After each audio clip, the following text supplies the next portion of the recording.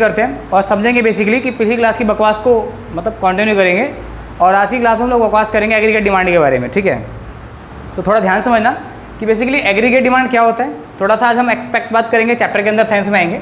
तो सबसे पहले समझते हैं कि आज की क्लास हमारे को क्या पढ़ना है। तो हम आज ना टारगेट करते हैं एडी यानी कि aggregate demand and its component. ठीक है, तो एडी के बारे में समझेंगे और एंड इट्स कंपोनेंट।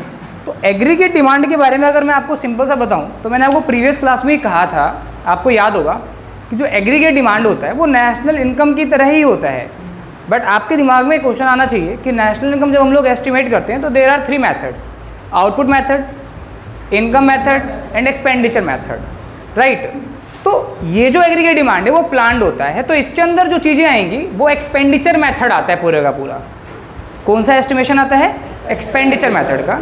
तो अगर मैं आपसे बोलूं कि भाई एग्रीगेट डिमांड क्या है, तो इसको डिफाइन करने से पहले हम इसको समझते हैं थोड़ा सा कि एग्रीगेट डिमांड होता क्या है। तो इन शॉर्ट हम इकोनॉमिक्स के अंदर जब भी हम बात करेंगे एडी के बारे में, तो एडी हमारा जाएगा ऐसे, AD equals to C plus I plus G plus X minus M. Right, तो अब मैं आपसे बोलूँ कि व्हाट इज एग्रीगेट डिमांड, तो इसको बेसिकली ये जो मॉडल है that is called open economy. अब आपके दिमाग में क्वेश्चन आएगा कि सर ये ओपन इकोनॉमी कैसे हुई, क्योंकि हो सकता है बहुत सारे बच्चे फर्स्ट टाइम सुने, बट सबसे पहली बात क्या है, सुनना पड़ेगा, समझना पड़ेगा, तभी समझ में आएगा। तो क्या ये ओपन इकोनॉमी हो गई? अब मैंने इसी को ऐसे लिखा कि A D equals to C plus I.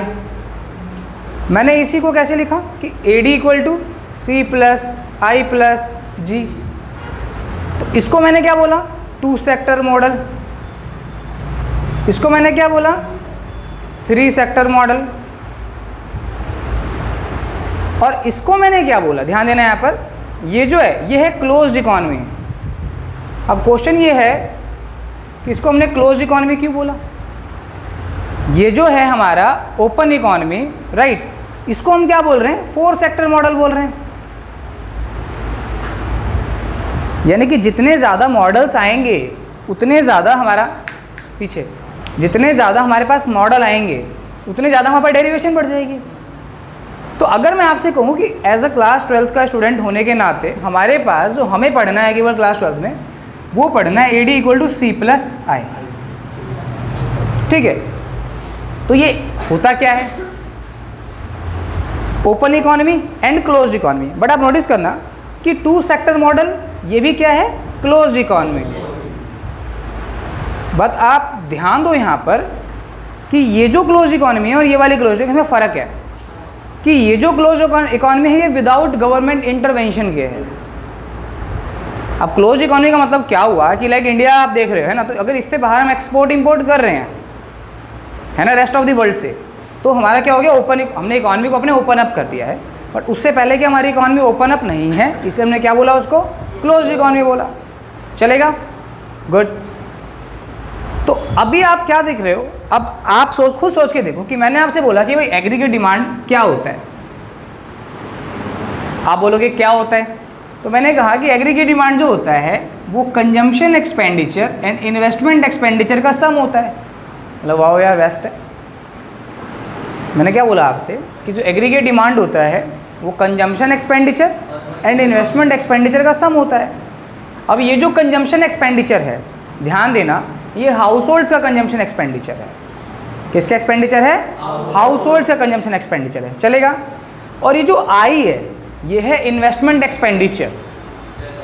Investment expenditure जो इकोनॉमी को आगे ले जाने के लिए किया जाता है।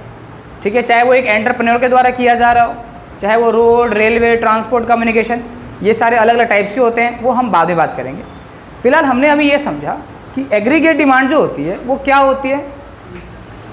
तो नॉर्मली अगर हमें मान लो हम डेफिनेशन वगैरह भूल जाते हैं, तो मैथमेटिक्स टर्म्स में पढ़ने का फ़ायदा ये होता है कि हम चीज़ों को ईजिली अंडरस्टूड कर पाते हैं। तो हमें क्या समझ में आता है यहाँ से कि भाई ए डी क्या होता है? तो ये कंजम्पशन एक्सपेंडिचर और इन्वेस्टमेंट एक्सपेंडिचर का सम होता है। अब कोई बच्चा कहता है कि सर क्या मैं इसको ओपन इकोनॉमी वाली डेफिनेशन लिख सकता हूँ? That's a well and good, ये तो बहुत अच्छी बात है। तो ओपन इकोनॉमी में अगर आप नोटिस करो तो एडी का मतलब क्या हो गया यहाँ पर? Aggregate demand. सी का मतलब कंजम्पशन एक्सपेंडिचर, क्योंकि जब आप वही कॉपी में लिखोगे तो अच्छे से नोट्स भी बनाओगे और है ना, आई मतलब इन्वेस्टमेंट एक्सपेंडिचर, जी मतलब गवर्नमेंट एक्सपेंडिचर, ध्यान दीजिएगा, और एक्स मतलब एक्सपोर्ट, एम मतलब इम्पोर्ट, राइट। थोड़ा यहाँ पे मैं रिमार्क दे दूँ कि जो एक्सपोर्ट माइनस इम्पोर्ट है that is called N X. N X मतलब हो गया नेट एक्सपोर्ट, एक्सपेंडिचर मेथड हमने पढ़ा था ना, याद होगा क्या होता है, एक्सपोर्ट माइनस इम्पोर्ट। तो ऐसे ही मैं यहाँ पर एन एम भी बोल सकता हूँ, नेट इम्पोर्ट, तो इसका क्या हो जाएगा, इम्पोर्ट माइनस एक्सपोर्ट। तो ओवरऑल हमें क्या समझ में आया कि एग्रीगेट डिमांड जो होता है ये हमारे ऊपर डिपेंड करता है हम उसको कैसे अंडरस्टूड करना चाहते हैं। तो आप ये बोल सकते हो कि एग्रीगेट डिमांड 2 सेक्टर में बताऊं या 3 सेक्टर में बताऊं या 4 सेक्टर में बताऊं, चलेगा। तो एग्रीगेट डिमांड 2 सेक्टर की अगर बात करेंगे तो इसमें क्या आता है, केवल consumption expenditure and investment expenditure. अगर 3 सेक्टर की मॉडल की बात करी जाए तो एडी क्या आता है, consumption expenditure, investment expenditure and government expenditure. हर किसी का अपना रोल है, एक एक करके समझेंगे, राइट। एंड ओपन इकोनॉमी और क्लोज इकोनॉमी। तो इसमें कई बार आपसे एमसीक्यू भी पूछा जा सकता है कि एग्रीगेट डिमांड ओपन इकोनॉमी और क्लोज इकोनॉमी में क्या होती है। तो ओपन इकोनॉमी में क्या होती है, AD equal to C plus I plus G plus X minus M, और क्लोज इकोनॉमी में क्या होती है, AD equal to C plus I plus G, right. 2 sector model अगर पूछता है देन आप रेफर करो AD equal to C plus I, 3 sector 4 sector. समझ में आई बात यहाँ तक। अब क्वेश्चन क्या होता है कि भाई ये एग्रीगेट डिमांड होता क्या है। तो आप सबको पता है कि हम इकोनॉमिक्स पढ़ रहे हैं और जिस एडी के बारे में हम लोग बात कर रहे हैं that is called plant, that is called plant. इसी को हम लोग इकोनॉमिक्स सेंस में क्या बोलेंगे, एक्स एंटे, राइट। या इसी को हम क्या बोलेंगे, डिजायर्ड। यानी कि जिस एग्रीगेट डिमांड के बारे में हम लोग बात कर रहे हैं वो क्या होने वाला है, हमारा प्लांट होने वाला है। अब जैसे मैं आपको प्लांट का मतलब बच्चा कह रहा है कि होता क्या है यार, ये कंफ्यूज कर रहा है। मान लो कि आपकी सैलरी है आपके पास 50,000 रुपये की, लेट अस अज्यूम, ठीक है। तो 50,000 रुपये जब आपके पास सैलरी आती है या आने वाली होती है या आने वाले पूरे साल के अंदर, क्या आपके दिमाग में ये गेम नहीं होता कि मैं ऐसे ऐसे इस साल खर्च करूँगा, यहाँ पे पैसा खर्च करूँगा। तो एक कंज्यूमर भी अपना प्लान बनाता है, इन्वेस्टमेंट करने वाले इन्वेस्टर्स भी अपना प्लान बनाते हैं according to rate of interest decisions. Government भी क्या करती है, अपना बजट बनाती है। याद होगा ना उसमें कि बजट क्या होता है, एनुअल एस्टिमेट होता है आने वाले ईयर के लिए, अपकमिंग ईयर के लिए, याद आ रहा है। एंड एक्सपोर्ट इंपोर्ट भी, हम इतना एक्सपोर्ट करेंगे, इतना हम इंपोर्ट करेंगे। तो यहाँ पर क्या है, ये प्लान्ड है। तो अगर मैं आपसे बोलूँ कि भाई एग्रीगेट डिमांड क्या होता है तो आप बोलोगे क्या है, ये प्लान्ड एक्सपेंडिचर होता है। जब आप सीनियर क्लास में जाओगे तो एडी को ही हम लोग एई बोलते हैं, दैट इज एग्रीगेट एक्सपेंडिचर। और एक्सपेंडिचर हम लोग कैसे एस्टिमेट करते हैं, बाय दिस मेथड। याद आया, 3 आइटम्स है हमारे एक्सपेंडिचर मेथड के, याद है ना, 3 आइटम्स है हमारे एक्सपेंडिचर मेथड के। कंजम्पशन एक्सपेंडिचर याद है, गवर्नमेंट फाइनल कंजम्पशन एक्सपेंडिचर, जियो ही था, पीएफसी एंड जीएफसी है ना, प्राइवेट फाइनल कंजम्पशन एक्सपेंडिचर, और बीच वाला था ग्रॉस डोमेस्टिक कैपिटल फॉर्मेशन और नेट एक्सपोर्ट नेट इम्पोर्ट। तो उसी का एक सम अप है, उसी को क्या करेगा यहाँ पर हम एक शॉर्ट में ऐसे समझते हैं इस चीज़ को। चलेगा सबको यहाँ तक, चलो। तो भाई एग्रीगेट डिमांड क्या होता है, तो एग्रीगेट डिमांड यानी कि अगर मैं आपको समझाऊँ तो क्या होता है, तो एग्रीगेट डिमांड को और अच्छे समझते देखो भाई। एग्रीगेट डिमांड क्या होता है, तो total goods and services, economy के अंदर टोटल गुड्स एंड सर्विसेज, किसके अंदर, इकोनॉमी के अंदर। कौन सी इकोनॉमी, इंडिया पढ़ रहे हैं तो इंडिया के बारे में बात कर लेते हैं, है ना। तो इंडियन इकोनॉमी के अंदर या इकोनॉमी के अंदर एक फिजिकल ईयर के अंदर, कौन से ईयर के अंदर, फिजिकल ईयर या फाइनेंशियल ईयर जिसे आप बोल दो, अकाउंट वाले बच्चे अकाउंटिंग ईयर भी बोलते हैं। तो फिजिकल ईयर यानी कि जो कि 1 अप्रैल से 31 मार्च तक होता है, एक इकोनॉमी के फिजिकल के ईयर के अंदर जो भी total end goods and services demand करी जा रही है, demanded by an economy is called AD, aggregate demand. आया समझ में ही नहीं आया, अच्छा फिर समझो। मैंने आपसे पूछा कि भाई व्हाट इज एग्रीगेट डिमांड, तो आपने बोला कि सर एग्रीगेट डिमांड क्या है, तो goods and services that is demanded by an economy during a physical year is called aggregate demand. अब एज ए इकॉनमी में जब आप बातें करोगे या समझोगे तो आपको क्या समझ में आएगा कि जो एग्रीगेट डिमांड, आपने क्या बोला कि गुड्स एंड सर्विसेज की कितनी डिमांड है इकॉनमी के अंदर एक साल में।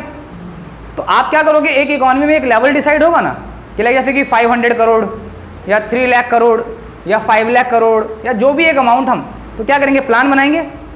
ऐसे ही क्या होगी, जैसे एग्रीगेट डिमांड होगी, मतलब जिधर से डिमांड होगा वही सप्लाई साइड भी तो काम करेगा। तो जब इकॉनमी के अंदर जितनी डिमांड की बात हो रही है, सप्लायर भी अगर उतनी सप्लाई करें एक प्लांट लेवल पर, और वो प्लांट लेवल अगर उसी लेवल पे जाकर मिल जाए तो उसे क्या बोलते हैं, इकॉनमी इक्विलिब्रियम में हो गई है। और इसका मतलब क्या हुआ कि वहीं पर हमारी इनकम क्या हो गई, डिटरमाइन हो गई है, जिसको हमने क्या बोला था, determination of income, employment and output. ये हमारी पूरी यूनिट है।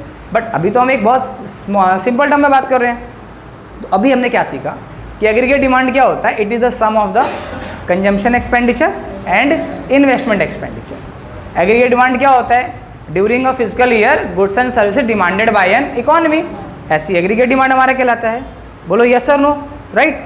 तो इसको नोट डाउन करो, फिर आगे चलते हैं, इसको गो थ्रू करते हैं।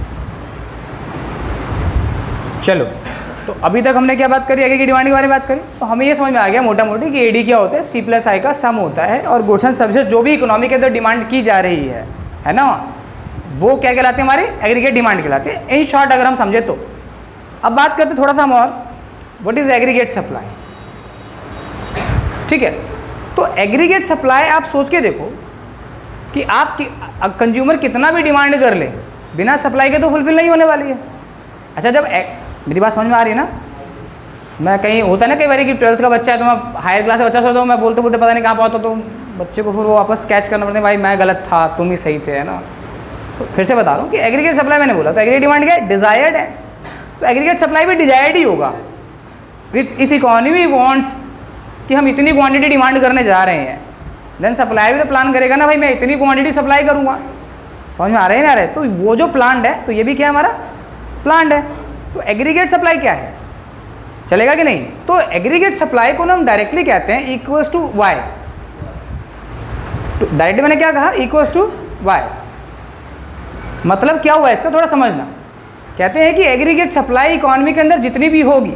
अच्छा, अभी आपने एडी की डेफिनेशन, अभी मगअप नहीं करना, रट्टा नहीं मारना, कहीं आप डेफिनेशन को रटने स्टार्ट हो गए, क्योंकि एग्जाम में आपसे डेफिनेशन नहीं पूछता है। ट्राई टू अंडरस्टैंड, पूछ भी लेता तो आप आराम से लिख सकते हो। अब मैं पूछता हूँ आपसे कि एग्रीगेट सप्लाई के बारे में आपसे बात करूँ, तो मैंने बोला कि जब आप एग्रीगेट डिमांड के बारे में बात कर रहे हो कि एग्रीगेट डिमांड क्या है, कि एक फिजिकल ईयर के अंदर जो भी गुड्स एंड सर्विसेज क्या करने जा रही है, डिमांड की जाने वाली है, वो एग्रीगेट डिमांड कहलाएगी। तो एग्रीगेट सप्लाई क्या कहलाएगी, एक फिजिकल ईयर के अंदर जो भी गुड्स एंड सर्विसेज सप्लाइड की जाने वाली है सप्लायर के द्वारा, वो क्या कहलाएगी, एग्रीगेट सप्लाई कहलाएगी। बोलो यस और नो। तो एग्रीगेट सप्लाई क्या हुआ, है ना, goods and services supplied by an economy during a physical year, that is called aggregate supply. चलेगा कि नहीं चलेगा। तो एग्रीगेट सप्लाई क्या होती है, इनकम के इक्वल होती है। यानी कि कहने का मतलब इकॉनमी के अंदर जो सप्लाई है वो किस पर डिपेंड करती है, इनकम पर। चलेगा सबको यहाँ तक। तो एग्रीगेट सप्लाई किस पर रिलाई करेगी, इनकम पे। और इनकम जो है वो दो चीज़ों पर रिलाई करते हैं, कंजम्पशन एंड सेविंग्स पे। ठीक है, कंजम्पशन एंड सेविंग्स पे। तो जब एग्रीगेट सप्लाई इनकम पे रिलाई करती है तो क्या एएस जो होगा वो यहाँ से सी प्लस एस नहीं हो जाएगा। तो हमने क्या सीखा कि 2 सेक्टर मॉडल के अंदर एएस जो होता है वो सी प्लस एस होता है। समझ में आया कि नहीं आया। मैंने क्या बोला, एएस इक्वल टू वाई है तो Y equal to C plus S है। तो मैंने क्या करा, वाई, तो यहाँ पर सी प्लस एस हो गया हमारे पास, क्योंकि एग्रीगेट सप्लाई किस पर रिलाई कर रही है, इनकम। हालांकि अभी बहुत आराम से पढ़ेंगे, थोड़ा धीरे धीरे पॉलिश करूँगा, अभी एकदम से पॉलिश नहीं कर रहा, आराम से। तो अच्छा, यहाँ से 2 फॉर्मूले और बन जाएंगे, काम आएगा अभी आगे आपके। तो सेविंग इक्वल टू क्या हो जाएगा, इनकम माइनस कंजम्पशन, और कंजम्पशन क्या हो जाएगा, इनकम माइनस सेविंग। तो ये तीनों फॉर्मूले आपके न्यूमेरिकल सॉल्व करते टाइम में काम आएंगे। ठीक है। और एग्रीगेट सप्लाई की एक और भी डेफिनेशन बन गई। मान लो कभी कुछ ना याद है तो aggregate supply the sum of consumption expenditure and savings, ये भी एक बेस्ट हो गया। ठीक है। तो अभी हमने क्या सीखा कि एग्रीगेट सप्लाई के डेफिनेशन, अभी हमने मोटा मोटी क्या पढ़ा कि एडी के बारे में पढ़ा कि एग्रीगेट डिमांड क्या होती है, सी प्लस आई। ठीक है। और एग्रीगेट सप्लाई क्या होता है, सी प्लस एस। अब ध्यान सुनना, इस पूरे चैप्टर के अंदर आने वाले यूनिट्स के अंदर, पूरे चैप्टर्स के अंदर और जो पूरी यूनिट है, यहाँ से आपको 4 चीज़ें मिल गई, मतलब 3 चीज़ें मिल गई, सॉरी, एक सी मिला, एक आई मिला, एक एस मिला। बोला सर मिला, देखो तो सी मिला, एस मिला और आई मिला, यानी कि ये पूरा चैप्टर भी 3 वर्ड पे चलने वाला है। तो सी मतलब क्या हो गया? कंजम्पशन, हाँ तुम्हारे हिसाब से कंजम्पशन एक्सपेंडिचर। एस मतलब सेविंग्स एंड आई मतलब इन्वेस्टमेंट। ठीक है, तो अब हम क्या करने वाले हैं, इनकी डिटेल स्टडी करने वाले हैं। तो कंजम्पशन के अंदर हम क्या पढ़ेंगे भाई? लीनियर कंजम्पशन होता है, प्रोपेंसिटी टू कंज्यूम होती है, कंजम्पशन फंक्शन होता है। एक एक करके समझेंगे। क्या क्या बोला मैंने? लीनियर कंजम्पशन पढ़ेंगे, कंजम्पशन फंक्शंस पढ़ेंगे, प्रोपेंसिटी टू कंज्यूम्स पढ़ेंगे, सेविंग्स में भी सेम सेविंग फंक्शंस पढ़ेंगे, लीनियर सेविंग पढ़ेंगे, प्रोपेंसिटी टू सेव पढ़ेंगे, एंड इन्वेस्टमेंट में भी इन्वेस्टमेंट पढ़ेंगे। और इन्वेस्टमेंट में आपके सिलेबस में चीज़ें कटी हुई हैं, तो हम इन्वेस्टमेंट में सिर्फ 2 चीज़ें पढ़ेंगे, autonomous investment and induced investment. वो क्या होता है वो बाद में बात करेंगे आराम आराम से। तो हमें ये चीज़ समझ में आ गई यहाँ से कि एग्रीगेट डिमांड का मीनिंग क्या होता है, एग्रीगेट सप्लाई का मीनिंग क्या होता है। एग्रीगेट डिमांड हमारे लिए C+I होगा आपसे, और एग्रीगेट सप्लाई हमारे पास C+S होगा। और हमने एक चीज़ और सीखी, AS = Y होगा और Y = C+S होगा। am I right? समझ में आ गई बात यहाँ तक? Goods and services supplied by an economy, AD क्या होता है? Goods and services demanded by an economy. ठीक है, it is the sum of consumption expenditure plus investment expenditure, it is the sum of the consumptions and savings. हम theoretical में और भी discuss कर सकते हैं, बट जरूरत नहीं है उसकी, वो धीरे धीरे अपने आप ही जब आपका दिमाग का लेवल खुलता जाएगा क्लास में तो अपना समझ में आता जाएगा। ठीक है, इसको भी नोट डाउन करो, फिर आगे चलेंगे फटाफट से। चलो, तो अभी तक हम लोगों ने क्या बात करा? AD और AS का मीनिंग समझा, और AD AS का मीनिंग जब हम लोगों ने समझ लिया तो मैंने आपको समझाया कि AD से हमें क्या मिला? कंजम्पशन मिला, इन्वेस्टमेंट मिला, और AS से क्या मिला हमें? कंजम्पशन वहाँ पे ऑलरेडी था, तो सेविंग्स मिला। तो 3 चीज़ें हमारी मिली। अब ये 3 चीज़ें हमारी कॉन्टिन्यूस वे में चलने वाली है। तो सबसे पहले चीज़ हम स्टार्ट करेंगे, दैट इज कॉल्ड कंजम्पशन। ठीक है, तो बेसिकली कंजम्पशन, जिसको हम लोग क्या बोलने जा रहे हैं? Consumption function.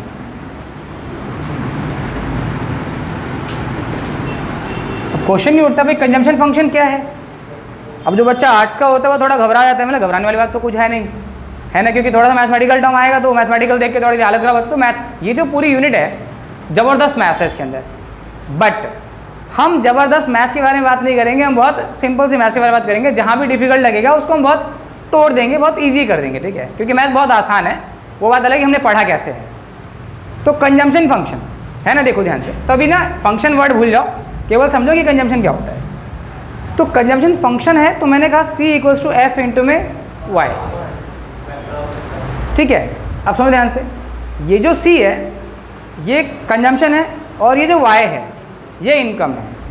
अब जब मैं इनकम वर्ड यूज़ कर रहा हूँ तो यहाँ पर ना बेसिकली जब हम हायर लेवल में पढ़ते हैं तो ये इनकम जो है अभी जो है क्लास 12th में वो नेशनल इनकम इंडिकेट कर रहा है, बट जब हम हायर लेवल में जाते पढ़ने तो ये इनकम नेशनल इनकम नहीं होती है, ये डिस्पोजेबल इनकम होती है। राइट, अब आपके दिमाग में क्वेश्चन आएगा कि सर डिस्पोजेबल इनकम कौन सी होती है? तो लेट्स से एक एग्जांपल समझाता हूँ। मान लो कि एक इकोनॉमी में इनकम है 100 रुपीज़ की, उसमें आपने टैक्स पे कर दिया 20 रुपीज़ का, तो कितना बचा? 80 रुपये। रोड पे जा रहे थे, ट्रैफिक पुलिस वाले ने पकड़ लिया, हालांकि आप ऐसा काम क्यों करोगे, चलान काट दिया आपका। ठीक है, या आप बर्थ सर्टिफिकेट बना लिया, डोमिसाइल सर्टिफिकेट बना लिया, कुछ ऐसा बना लिया, गवर्नमेंट की स्कीम्स वगैरह ले लिया, तो कुछ मिसलेनियस रिसिप्ट्स वगैरह भी दे दिया आपने 10 रुपये के, तो ओवरऑल जो बचा, अब कितना बचा? 70। तो it is called disposable income. ठीक है, यानी कि ये वो पैसा है जो आपका है, आपसे कोई नहीं छीन सकता है। अब तो मान लो 70 में से मैंने क्या करा? 50 रुपये खर्च कर दिए और 20 रुपये मैंने बचा लिए, तो this is called consumption, this is called savings. तो जो डिस्पोजेबल इनकम होती है उसके कितने पार्ट हो? Consumption and savings. ठीक है, सॉरी नहीं नहीं नहीं नहीं, अभी मिक्सअप नहीं करना है, आपके दिमाग में बहुत सारे क्वेश्चन आएंगे धीरे धीरे करके, तो उन क्वेश्चन को ना एक एक करके डिस्कस करेंगे। बट अभी मैंने केवल आपको ये समझाया कि what is disposable income. Hindi में बड़ा अच्छा बोलते हैं इसको, प्रयोज्य आय, यानी कि वह आय जो खर्च करने योग्य हो। है ना। यानी कि व्हाट इज डिस्पोजेबल इनकम, जिसको आप आराम से क्या करते हो, डिस्पोज कर सकते हो, यानी कि आपका आपसे कोई नहीं छीन सकता। तो मैंने केवल आपको इसलिए समझाया क्योंकि जब आप सीनियर क्लास में जाओगे तो आप देखोगे यार ये वाई है, हमें तो नेशनल इनकम बोला गया था बट यहाँ तो डिस्पोजेबल इनकम के बारे में बात है, मास्टर गलत पढ़ा रहा था 12वीं वाला हमारा, ठीक है, इसे मैंने आपको बता दिया खाली, राइट। तो F इक्वल्स टू वाई है। तो यहाँ पर क्या मतलब है, आप अगर मैं आपसे पूछूँ कि एक नॉर्मल सेंस में एक बच्चे से पूछा जाए, एक आम बच्चे को भी बात पता होगी कि ये बताओ कि ये जो वाई है अगर आपकी इनकम इंक्रीज करे तो क्या कंजम्पशंस भी इंक्रीज करेंगे। बड़ा लेजीनेस में आवाज़ है यार।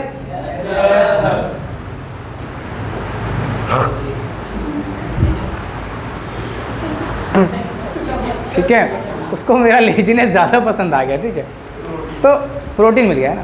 तो अगर इनकम इंक्रीज करेगी तो कंजम्पशन भी इंक्रीज करेगा, और अगर इनकम डिक्रीज करेगी तो कंजम्पशन भी डिक्रीज करेगा, कॉमन सी बात है। यानी कि अगर आपसे पूछूं कि इनकम एंड कंजम्पशन जो वो कैसे रिलेटेड है, तो आप क्या बोलोगे, पॉजिटिव या डायरेक्ट, ठीक है। तो कहने का क्या मतलब समझ में आता है कि कंजम्पशन और इनकम के बीच जो रिलेशनशिप है डायरेक्ट और पॉजिटिव होता है, इसी को क्या बोलते हैं, कंजम्पशन फंक्शन। तो इन शॉर्ट कैसे डिफाइन करेंगे, the functional relationship between income and consumption is called consumption function. समझ में आया या नहीं आया, इजी था। तो कंजम्पशन फंक्शन में क्या सीखने को मिलता है वहाँ से कि जो कंजम्पशन है वो टोटली डिपेंडेंट है इनकम पर। अगर इनकम राइज करेगी तो कंजम्पशन भी राइज करेगा, अगर डिक्रीज करेगी तो कंजम्पशन भी डिक्रीज करेगा। समझ में आया कि नहीं आया। तो कंजम्पशन फंक्शन हमें समझ में आता है। अच्छा, फिर बात आती है कंजम्पशंस के बारे में थोड़ा और बात करें तो हमारे पास आता है प्रोपेंसिटी। क्या आता है, प्रोपेंसिटी। प्रोपेंसिटी क्या होता है थोड़ा समझेंगे आराम से। तो अगर मैं यहीं से अगर और लेके चलूँ तो कंजम्पशन को ही मैं क्या कर रहा हूँ, यहाँ पर दो हिस्सों में डिवाइड कर रहा हूँ, यानी कि प्रोपेंसिटी टू कंज्यूम। क्या बोला मैंने, टू कंज्यूम। तो वो दो तरीके की होती है। बिल्कुल आराम से रिलैक्स मोड में पढ़ना है, बिल्कुल रट्टा नहीं मारना, फिर बता रहा हूँ आराम से क्योंकि तुम बहुत जल्दी रटना स्टार्ट करते हो। तो एक होती है एपीसी और एक होती है एमपीसी। एपीसी मतलब क्या हो गया, एवरेज प्रोपेंसिटी, ये वर्ड मैंने लिख दिया प्रोपेंसिटी टू कंज्यूम। तो यहाँ पर क्या हो गया, एवरेज प्रोपेंसिटी टू कंज्यूम। और एमपीसी मतलब यस, मार्जिनल मतलब एडिशनल प्रोपेंसिटी टू कंज्यूम। ठीक है, थोड़ा और अच्छे समझेंगे but it will take time, ध्यान से समझना। तो एपीसी क्या होता है, C upon Y, consumption divide by income. और एमपीसी क्या होता है, तो delta C upon delta Y. Delta मतलब चेंज इन इनकम या additional income to ratio is additional income. देखो सबसे बड़ी बात क्या होती है कि हम ना हर चीज़ को रटने की कोशिश करते हैं, तो हमें ऐसा नहीं करना चाहिए। जैसे मैं आपसे बताऊं कि भाई अगर किसी बच्चे को जानना है कि एपीसी क्या होता है तो उसको बहुत जल्दी है, तो पहले समझ लेते हैं। मान लो कि आपकी इनकम है 100 रुपये की, ठीक है, हाइपोथेटिकल एग्जाम्पल है, और आपका जो कंजम्पशन है वो 80 रुपीज़ का है।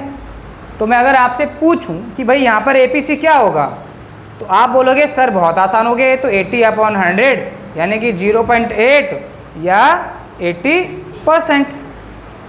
यानी कि हम सर इसको आम आदमी की भाषा में कैसे समझे, तो यार एपीसी जो होता है ये हमें बताता है कि यूजुअली हम अपनी इनकम का एवरेज कितना परसेंट कंज्यूम कर जाते हैं।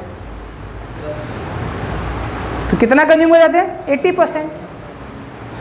तो बचाते कितना होंगे, 20%। तो वो एपीएस हो जाएगा। कुछ समझ में आया या नहीं आया। तो मैंने पूछा भाई व्हाट इज एपीसी, तो एपीसी को डिफाइन कैसे करेंगे, it is the ratio between consumption to income. It is the ratio between consumption to income. मैं सेम चीज़ पूछूं कि भाई एमपीसी को कैसे डिफाइन करोगे, तो ध्यान समझो।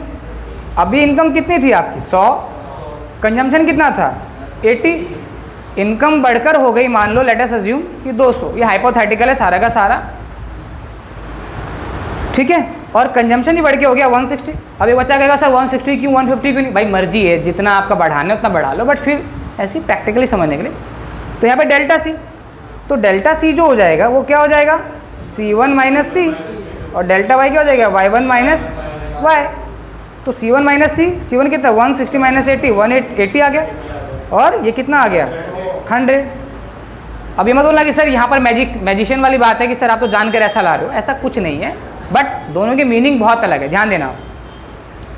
तो यहाँ पर हमने MPC कैसे निकालेंगे, डेल्टा C कितना है 80/100, तो कितना आ गया 0.8 या 80%।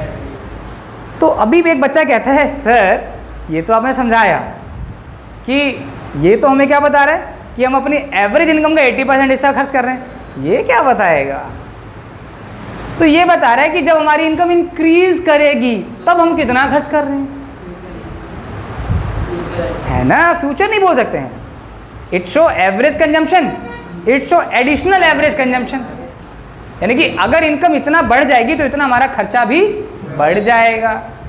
That is called MPC। समझ में आया कि नहीं आया, कैसे डिफाइन करेंगे, it is the ratio, it is the ratio between change in consumption to change in income, या additional consumption to additional income. ठीक है, अभी आगे हम MPC को MPC भी बोल सकते हैं, या हम अभी जब थोड़ा मैथमेटिकल कॉन्सेप्ट में आएंगे तो इसको हम क्या बोलेंगे, शॉर्ट में BB बोल सकते हैं, B स्मॉल b, ठीक है, या आपका प्यारा बीटा। थोड़ा थोड़ा ऐड करो, ज़्यादा नहीं ऐड कर रहा, ठीक है ठीक है, तो इसको B या बीटा बोल सकते हैं शॉर्ट में फिलहाल के लिए। समझ में आया कि नहीं आया, वेरी नाइस। तो ये था हमारा प्रोपेंसिटी टू कंज्यूम। अभी मैंने क्या सिखाया आपको कि भाई कंजम्पशन फंक्शन क्या होता है, तो it show the functional relationship between consumption and income. अगर इनकम बढ़ेगा तो हम सोएंगे, है ना, अगर इनकम बढ़ेगा तो अच्छा तुम्हें मुंह खोलने में डर लग रहा है, मिठाई ना आ जाए ना। अगर इनकम इंक्रीज करेगा तो कंजम्पशन भी इंक्रीज करेगा, अगर इनकम डिक्रीज करेगी तो कंजम्पशन भी डिक्रीज करेगी। इट शोज द पॉजिटिव और डायरेक्ट रिलेशनशिप। ठीक है, फिर हमें समझ में आया कि भाई जो कंजम्पशन होता है यानी कि प्रोपेंसिटी टू कंज्यूम। अच्छा, प्रोपेंसिटी क्या होती है, हमारी टेंडेंसी क्या होती है, यानी कि how an individual spend his entire income. ठीक है, इसमें केंजियन की थ्योरीज आएंगी, तो अभी थोड़ा हम डिबेट करेंगे, डिस्कस करेंगे अभी अपकमिंग क्लासेस में, तो धीरे धीरे मैं ऐड ऑन करूँगा, बट मैं थोड़ा पॉलिश धीरे धीरे कर रहा हूँ, आराम समझता हूँ। तो अभी हमें क्या समझ में आया कि कंजम्पशन फंक्शन क्या होता है, प्रोपेंसिटी टू कंज्यूम में APC और MPC पढ़ा। चलेगा यहाँ तक, समझ में आ गई बात यहाँ तक, चलो इसको नोट डाउन करो, फिर आगे चलेंगे हम इसके बाद।